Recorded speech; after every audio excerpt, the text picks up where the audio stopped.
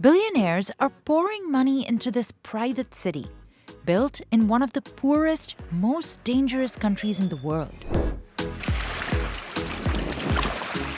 It's called Prospera, and Honduras has virtually no control over it. The city runs like a business, with corporate income tax as low as 1%. And you can pay for anything, even your taxes, using Bitcoin. It's the freedom to do, the freedom to pursue your dreams, right, with minimum artificial obstacles. But when we visited last year, most of the offices and homes were empty. And now, some locals who live nearby are afraid that wealthy businessmen might take over their land. They're right there and we right here. First coming to disappear will be ours. But who are the people pouring money into this experiment? And can you really build a city without a government?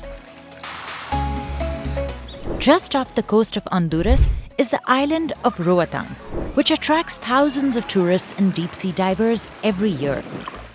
Tucked away in this tropical paradise is Prospera. There are no road signs leading us to it, but the luxury architecture stands out from everything else. Construction is non-stop. Behind me is Duna Residences, which is going to be the tallest building on Roatan. It's 14 stories high, and a studio apartment here is going to cost $80,000. The city is part of a special economic zone created by Honduras to attract foreign investment. Are you guys going to get an apartment here? Yeah? Yeah? Maybe? Thinking about it? Maybe. Yeah. But only about 5 people lived here last year. And that includes Jorge Colindres. I'm the mayor or governor of the zone. Here it's an island. There's only one road, so there's no traffic lights, and that's I really enjoy that. He was appointed by the Honduran government to lead a committee that regulates the zone. They collect taxes, run security, and approve any new laws here. He refused to disclose who else was on the board, but reports suggest many members are American, and some have served in previous Republican administrations. To become a resident, Hondurans have to pay an annual fee of $260, while foreigners dish out $1,300. Most are e-residents, so they can enjoy the perks, but they don't have to live here. There are some houses available on Pristine Bay. The sprawling 400-acre property was built before Prospera, but some owners incorporated it into the special economic zone. There's a luxury resort, a golf course, and private residences.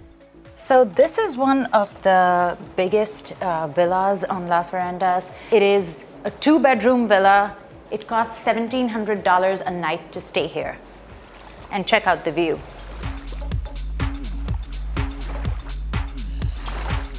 But the normal public services you'd expect in a city aren't exactly there. For safety, the city relies on a security guard service. There's one private Montessori and elementary school that charges $550 a month for tuition. Around 120 businesses had registered here as of January 2023. In Honduras, it will take you somewhere around 6 months or more to get the proper licenses to operate your business. In here, you can get your business to an operational stage in less than 2 weeks. The new companies include a gene therapy startup, a dive shop, and a Bitcoin education center, run by Dusan Matuska, who moved from Slovakia.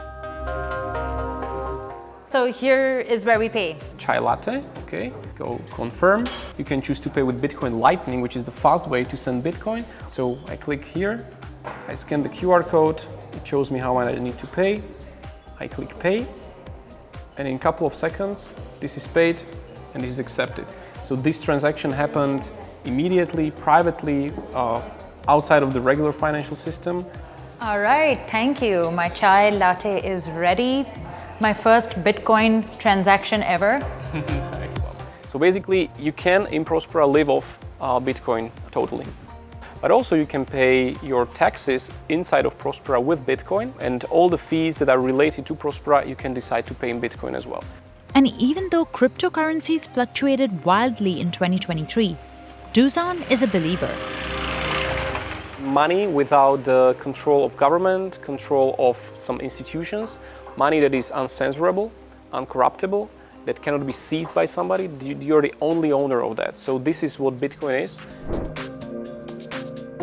Critics say that unregulated transactions, low tax rates, and little to no government control could turn Prospera into a tax haven like the Cayman Islands, which is notorious for helping shell companies hide money. But perhaps the most controversial part about this city-state is the judicial system. Prospera has set up its own online court to settle disputes. It's popular with many legal experts from Europe, from Australia, New Zealand, Central America, and the US, of course. One of them is a former Supreme Court Justice of Arizona. Locals say this suggests that Prospera and its residents are above the law of the land. The operating company Honduras Prospera Inc. is not even based in Honduras. It's registered in Delaware. So far, it has raised $100 million in developing the city-state. The company refused to disclose a list of investors. But I met with Prospera's CEO Eric Bremen, who told me the company vets everyone who wants to be here. Anybody who has a shady background is probably very dissuaded from opening a business in Prospera. Unlike, let's say, when you open a legal entity in the US, which you can do online, to open a legal entity in Prospera, you have to disclose the human beings behind the entity. You have to have a physical representative within the jurisdiction, a registered agent. Eric moved to the island 3 years ago. What is now Prospera started for me as an idea that emanated from being from Venezuela and seeing that in my country of birth, there was a tremendous amount of poverty and very concentrated wealth and a huge separation between the two. I wanted to find ways to get rid of poverty. There was first this idea of how do you lift people up en masse, and then Honduras sort of raised their hand and say, hey, here's a legal system that in effect enables that vision to become a reality. For years, foreign investors had stayed away from Honduras because of corruption and political instability. So to attract them, the country approved the creation of special economic zones in 2013. One of the biggest advocates was former President Juan Orlando Hernandez. But in 2022, he was extradited to the US on corruption and drug trafficking charges. Until today, some Hondurans suspect the zones were created for officials to hide illegal funds. Eric says that's hurt their reputation. Unfortunately, it has suffered tremendously because of that. I do say, and I think it's unfairly so, it is not about any one person. There's been a huge number of people involved in making this possible. Prospera was the first to develop under the new law. But most residents of the nearby village of Crawfish Rock had no idea that wealthy investors were moving into their neighborhood. This road leads to Crawfish Rock, and this road leads to Prospera. And behind me, I counted like 5 security cameras to the entrance to Prospera. And there's a sign that says, we create jobs for islanders, we believe in private property, we comply with the laws, join us. Louisa Connor was born and raised in this tight-knit community of 600 people. We have 4 generations now, and ever since, we've been living a peaceful life within this community. Residents here grow all the food that they eat. Then we have the cocoa. These are coconut.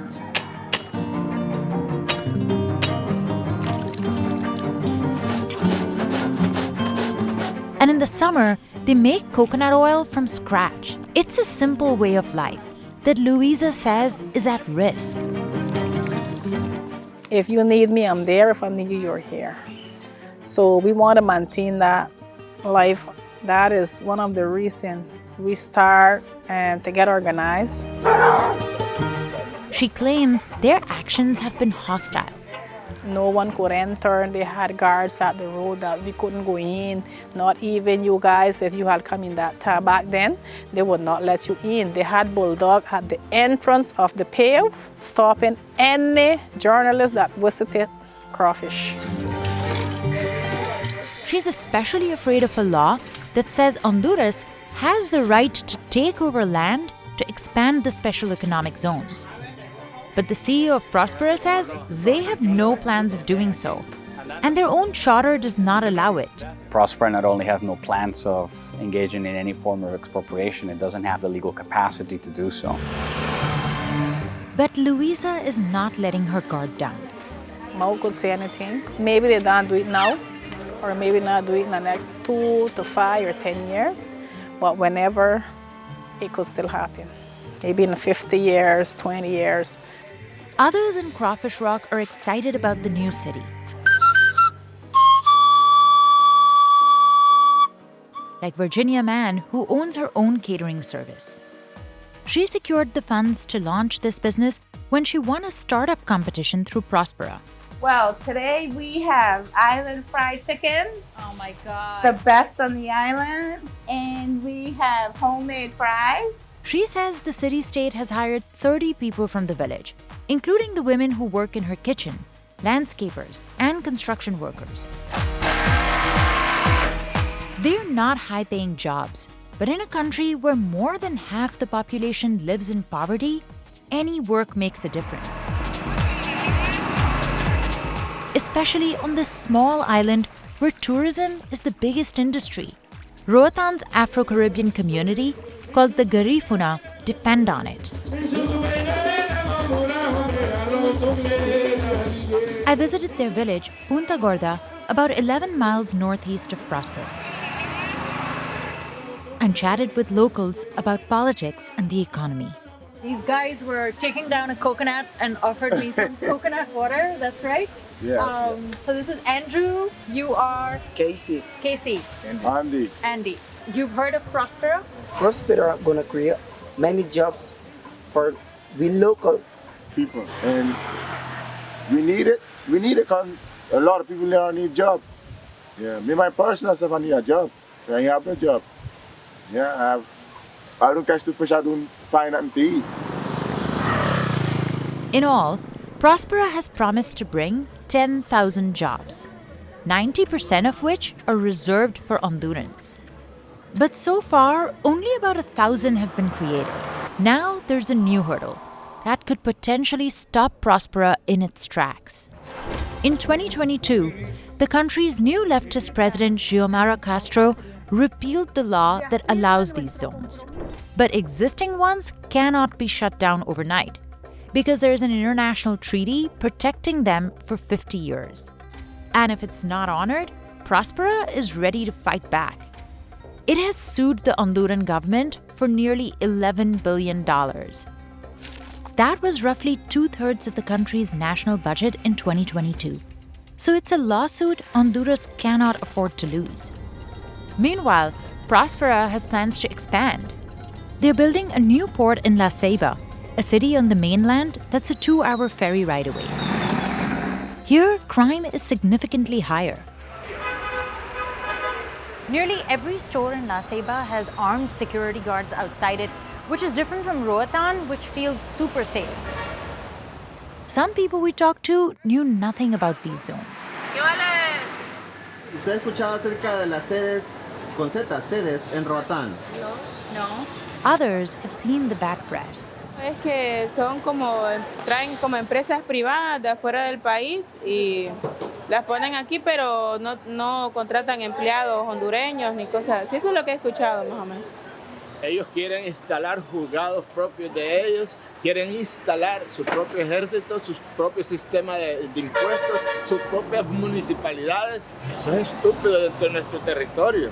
So I'm not against it. I'm in favor, but I believe that the population should be more involved on what's going to happen. So if you go and socialize with the people and let them know what is going to be the expectation, maybe they will change the point of view. But the verdict's still out on whether Prospera will be a zone of exclusion or opportunity.